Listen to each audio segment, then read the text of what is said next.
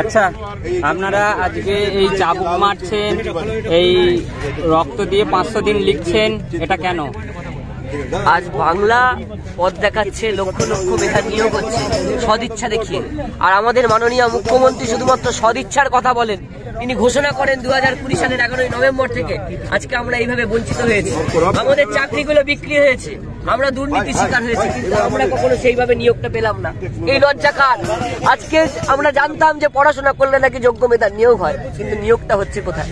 আজকে পড়াশোনা করাটা আমাদের অপরাধ, চাকরির পরীক্ষায় পাশ করা অপরাধ, ইন্টারভিউ দিয়ে ভালো ইন্টারভিউ দেওয়ার পরে আমাদের বঞ্চিত হওয়াটা অপরাধ। তাই আমাদের মাননীয় মুখ্যমন্ত্রীর কাছে আসছি, হয় চাকরি দিন, নাহলে এবার আমাদের জীবনের অন্তত শেষ করুন। আর পারছি না, মেরে উঠছি না। আপনি চা বাগান দেখছেন, সমস্ত কিছু, গঙ্গাসাগর দেখছেন, আমাদের দেখতে পাচ্ছেন না। আর কত মৃত্যু